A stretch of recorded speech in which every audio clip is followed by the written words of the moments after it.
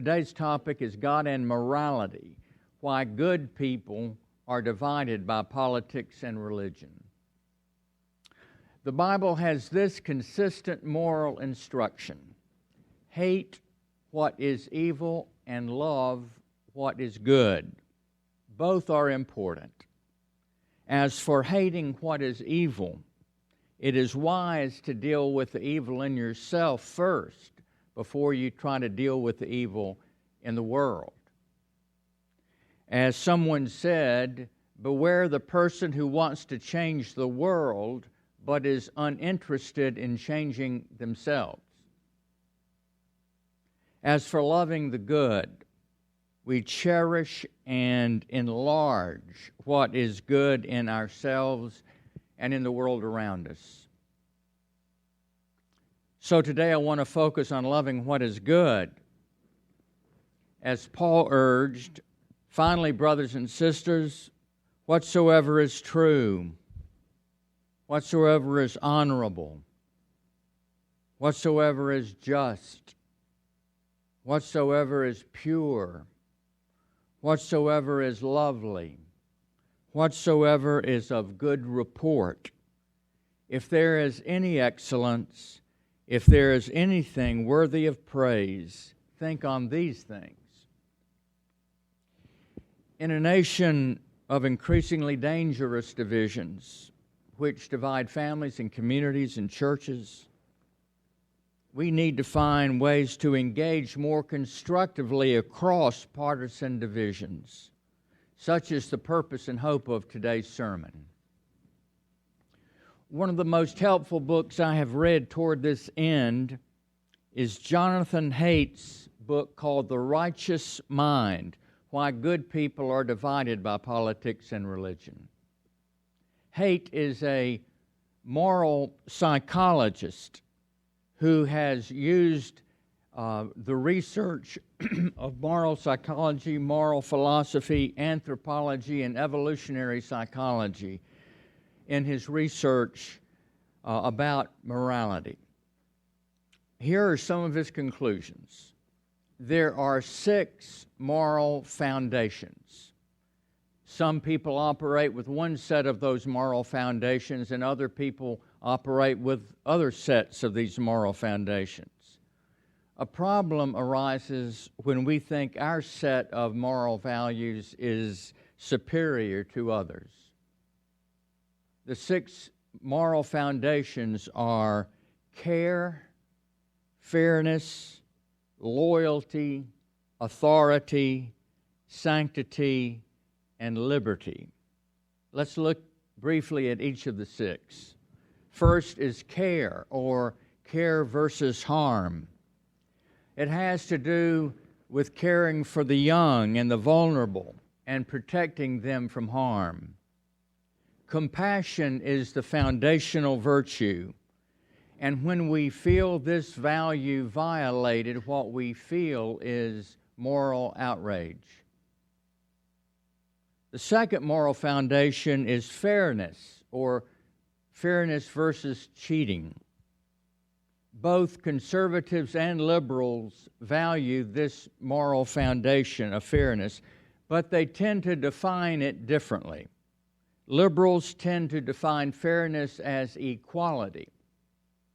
Conservatives tend to define fairness as, in the author's words, proportionality. That is, you should get what you deserve, you reap what you sow. The key virtue of this moral foundation is justice. The third is loyalty, or loyalty versus betrayal. It has to do with loyalty in friendships and marriage and community. Group unity is important, and betrayal is the chief vice. The fourth moral foundation is authority, or authority versus subversion. It values respect for those in authority. It honors the good of social hierarchies. It values law and order. Its virtues are loyalty, self-sacrifice, and with regard to the nation, patriotism. The good of institutions is recognized and emphasized. The fifth moral foundation is sanctity, or sanctity versus degradation. Arising from religion, it defines what is sacred and what is degradation. When we see what we believe to be sacred being violated, what we almost instinctively feel is disgust. And disgust goes deeper than reason. It values sanctity for life, though how that value is determined or defined varies greatly. The sixth moral foundation is liberty, or liberty versus oppression. Individual and political freedom is the highest value in this foundation. Here again, liberals and conservatives tend to gravitate to different kinds of liberty. For liberals, it is the fight against all forms of oppression, authoritarianism, racism, sexism, and all the other isms that one quipped, we hope one day will be wasms.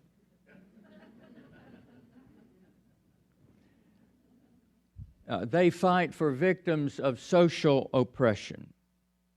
Conservatives tend to value individual freedom and tend to fight government intrusion into their lives. Their slogan is, "Don't tread on me," and they thus favor small government. Now, here is the second conclusion that the author has reached through his research. Liberals tend to gravitate toward one set of moral foundations, and conservatives tend to gravitate toward another. Liberals gravitate to care, fairness, and liberty. Conservatives, while paying attention to all six moral foundations, tend to gravitate toward loyalty, authority, sanctity, and liberty. Again, the problem comes when we elevate our own set of moral convictions and dismiss others' moral convictions as inferior. Haidt's book and this sermon are a call to recognize the validity of all six moral foundations and to grow in respect with those with whom we differ. A community and nation need all six to prosper and grow. Haidt uses the analogy of the taste buds on our tongues. We have 5 taste receptors: sweet, sour, bitter, salty, and umami, or meat flavors. As human taste buds have 5 kinds of taste receptors, we moral creatures have 6 kinds of moral taste buds, and we differ on which get activated.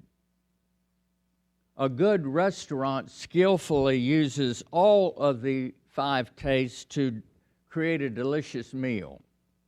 Who wants to go to an all-sweet restaurant or all-salt restaurant? Don't answer that. No. So the good society makes use of all 6 moral foundations. For example, liberty all by itself to its extreme leads to the law of the jungle and the survival of the fittest.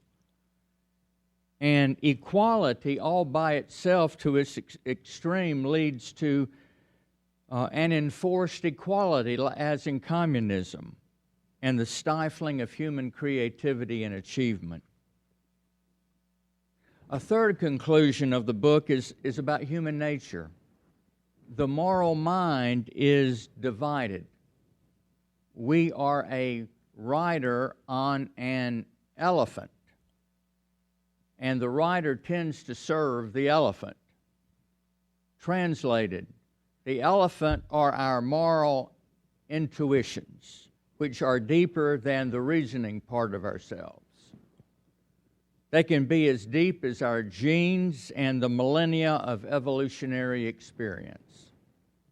The rider is the reasoning part of us, but the elephant tends to determine where we will go. Reason rarely changes the course of the elephant. Sadly, most often our reasoning faculties are used to justify our moral intuitions and to rationalize their superiority. Now, I think it is true that sometimes reason does lead us to a higher form of morality, but more often it is used to justify our position. Philosophers have been debating through the centuries about the roles of reason, emotion, and instinct in human behavior. Which is stronger? Haidt argues that reason is weak in comparison with our deeper moral intuitions. As the great Jewish philosopher Woody Allen once said, "The brain is the most overrated organ in the human body. Nothing worth knowing can be understood." We then often fail in our attempts to talk meaningfully across political divides and religious divides because we are arguing with the rider rather than talking with the elephant. We need to be elephant whisperers, not talking heads. So take time to get to know people across the divides. Ask them what is important to them and the things they value. Discover the places of commonality. Become morally curious about what makes others tick. Another conclusion is this: morality binds and blinds. Our shared common values can bind us together in our community, but our morality can blind us to the truth and goodness of other people. Jesus warned us of this when he said, "Judge not, lest you be judged. Why do you see the speck in your neighbor's eye, but do not notice the plank in your own eye? Or how can you say to your neighbor, 'Here, let me take the speck out of your eye,' while a 2x4 is lodged in your own?" We all suffer from one degree or another from plank in eye disease. Morality binds and blinds. Jesus' words are not a call to suspend all moral judgments about good and evil or healthy or unhealthy. They are a caution about spending our energy judging what is wrong with others while refusing to see what is wrong in ourselves. The importance of prayers of confession in Sunday worship is that they help us work on our plank in eye disease. A healthy community emphasizes the good that binds us and works to dismantle that which blinds us. The author also talks about the dangers of what he calls the partisan mind, or what I would call for today the hyper-partisan mind. The brain produces an addictively pleasurable chemical, which it releases under certain conditions. Addiction is the craving for this chemical.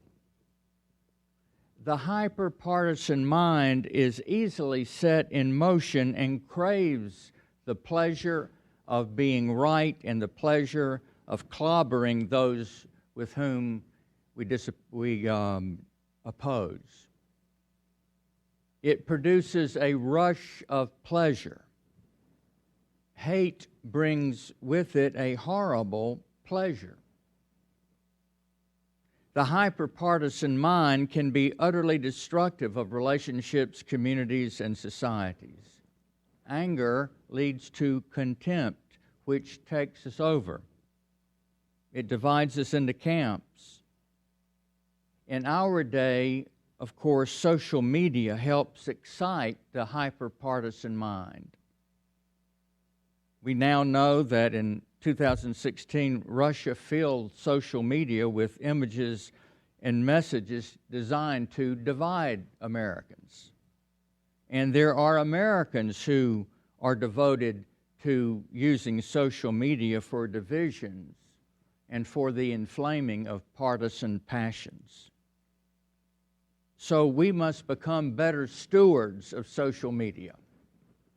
Turn it off more often so that we will spend less time reacting and more time reflecting. Add more silence to your life. It's good for your mind and good for your soul. When the British Broadcasting Company began in 1931, this was what they engraved above the portals of that magnificent building. This temple of the arts and muses is dedicated to Almighty God.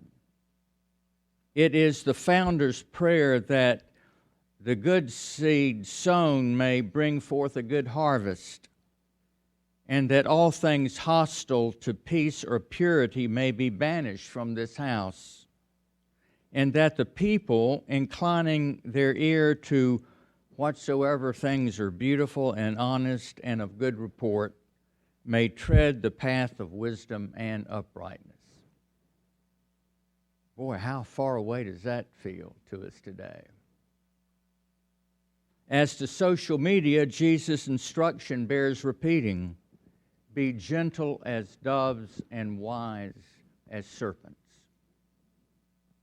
So in conclusion, one, let us learn to appreciate what is valid in other people's moral foundations.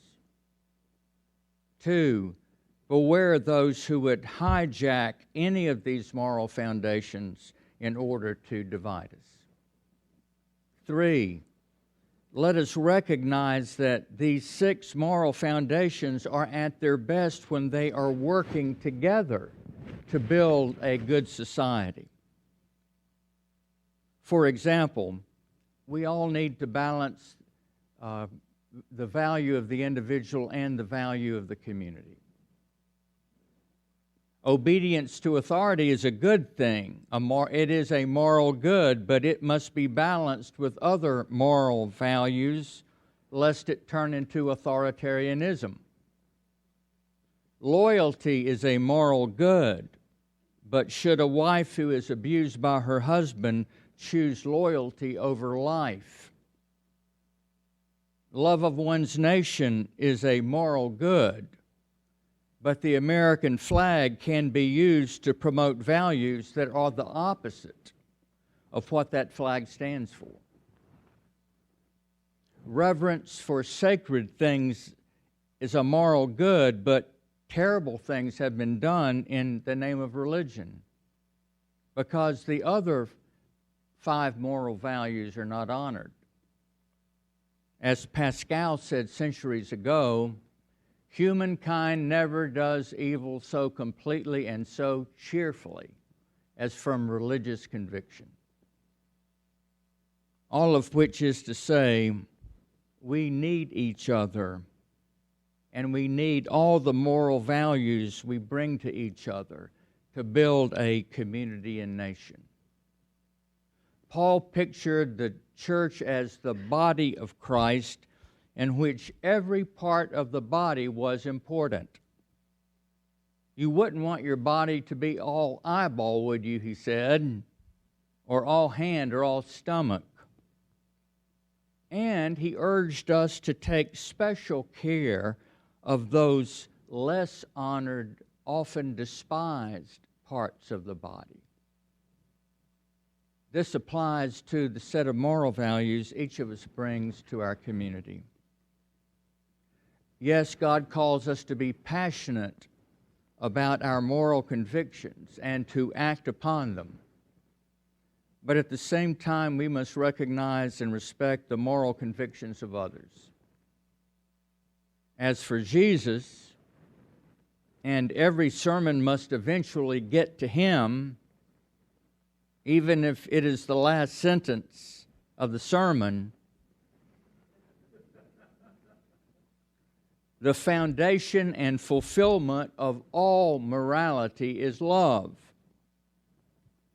which is why he said near the end of his life to his disciples, "A new commandment I give to you, that you love one another, even as I have loved you, that you love one another." This is, he said, how people will know whom we follow. Amen.